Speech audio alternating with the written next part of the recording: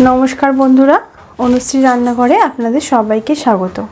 एरम भावेई आमाके सापोर्ट करबेन और आमार पाशे थाकबेन जाते आमी आपनादेर थेके आरो बेशी मोटिवेशन पाई और नतून नतून रेसिपि करे आपनादेर सामने प्रेजेंट करते पारी। चलुन शुरू करी आमार आजकेर रेसिपि। खाबारेर शेष पाते एकटू टक बा चाटनी ना होले बांगालीदेर खाबारटा ठीक सम्पूर्ण हय ना। सब बांगालीराई मोटामुटी खाबारेर शेष पाते चाटनी खेते बा टक खेते पछंदई करें। ताई आज आमी आपनादेर संगे शेयर करब काचा तेঁতুল दिए चुनो माछेर एकटा टकेर रेसिपि। এই রেসিপিটি দুর্দান্ত খেতে লাগে আর কাঁচা তেঁতুল অনেকেই পছন্দ করেন, কাঁচা তেঁতুলের টকটাও অনেকেই পছন্দ করেন। তার উপর যদি একটু চুনো মাছ পড়ে তো খেতে আরও ভালো লাগে। তো চলুন প্রথম থেকে শেষ অবধি ভিডিওটা স্কিপ না করে পুরো ভিডিওটা দেখার অনুরোধ রইল। সবার প্রথমে আমি এখানে 200 গ্রাম চুনো মাছকে ভালো করে ধুয়ে পরিষ্কার করে রেখেছি। এবার এর মধ্যে আমি দিচ্ছি 1 চামচ পরিমাণে নুন আর দেব 1 চামচ পরিমাণে হলুদ গুঁড়ো। নুন হলুদটাকে ভালো করে মাখিয়ে নেব। মাখিয়ে 5 মিনিট মতন রেখে তারপর আমি রান্নাটা শুরু করব।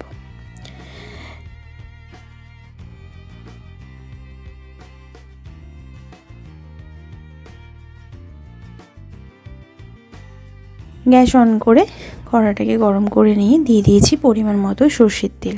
যেহেতু আমি এখানে চুনো মাছ দিয়ে টক করব তাই আমি রান্নাটা সরষের তেলেই করছি। তেলটা ভালো করে গরম হয়ে গেছে, তেল দিয়ে ধোয়া উঠতে শুরু করেছে।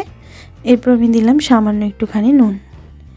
এরপর তেলেতে আমি নুন হলুদ মাখিয়ে রাখা মাছগুলো, চুনো মাছগুলো দিয়ে দিলাম।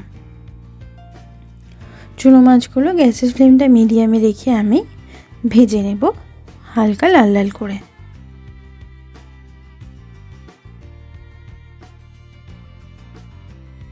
এরমভাবে একটু উল্টে পাল্টে দিচ্ছি।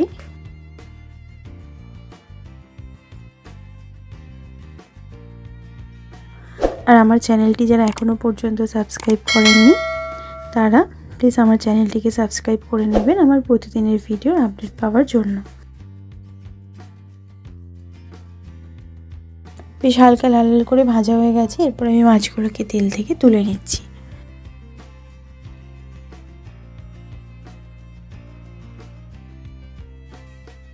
এরপর আমি খানিকটা তেল তুলে রাখবো। এতটা তেলে যেহেতু চাটনিটা করব না, চাটনিতে খুব বেশি তেল ভালো লাগে না, তাই আমি খানিকটা তেল তুলে রেখে দিয়েছি। এরপর বাকি তেলে ফোড়নে দিচ্ছি 1/2 চামচ পরিমাণে কালো সর্ষে আর দিচ্ছি একটা শুকনো লঙ্কা। ফোড়নটাকে একটু ভালো করে ভেজে নেব। এই টকেতে সর্ষে ফোড়ন দিলেই বেশি ভালো লাগে খেতে।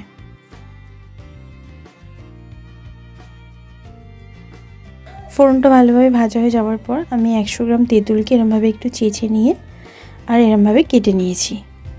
কাঁচা তেঁতুলকে আমি এরমভাবে কেটে নিয়েছি। তেঁতুলগুলোকে একটুখানি তেলের মধ্যে নাড়াচাড়া করে নেব।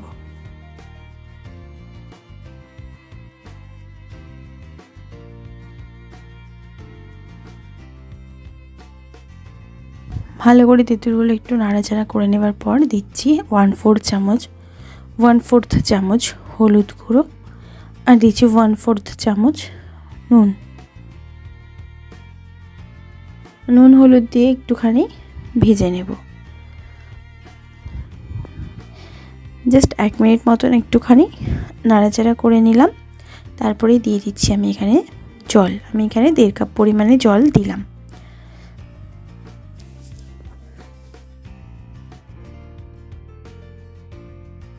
জলটা দিয়ে ভালো করে একটুখানি নাড়াচাড়া করে নেব।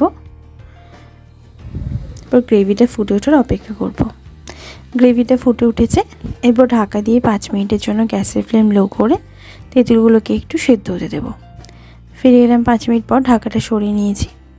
তেঁতুলগুলো দেখুন সেদ্ধ হয়ে গেছে ভালোভাবে। আমি খুন্তির সাহায্যে একটু এরমভাবে ম্যাশ করে দিচ্ছি।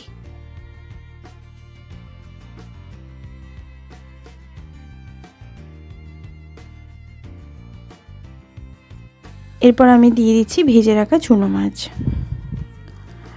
মাছটাকে দিয়ে একটুখানি নাড়াচাড়া করে নেব। ভালো করে মাছটাকে দিয়ে একটু ফুটিয়ে নেব যাতে মাছটা একটু নরম হয়ে যায়। ভালোভাবে চুনো মাছগুলো ফুটে উঠেছে।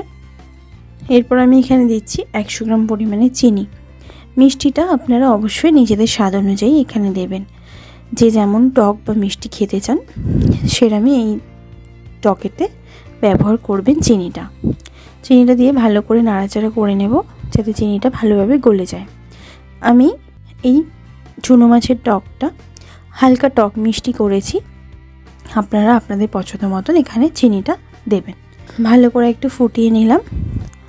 আমি এখানে একটু গ্রেভি করব, যেহেতু এই টকের এই গ্রেভিটাই খেতে অসাধারণ লাগে, তাই আমি এখানে একটু গ্রেভি করেছি। আপনারা যদি একটু শুকোতে চান তো গ্রেভিটা একটু শুকিয়ে নিতে পারেন, কিংবা গ্রেভিটা একটু কমও দিতে পারেন। এরপর আমি এটা সার্ভ করে নেব।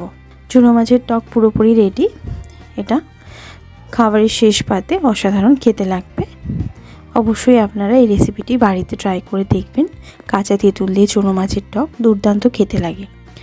আশা করছি রেসিপিটি ভালো লাগবে। ভালো লাগলে লাইক শেয়ার করতে ভুলবেন না, কমেন্ট বক্সে কমেন্ট করে জানাতে ভুলবেন না রেসিপিটি কেমন লাগলো। ভালো থাকবেন, সুস্থ থাকবেন, ধন্যবাদ।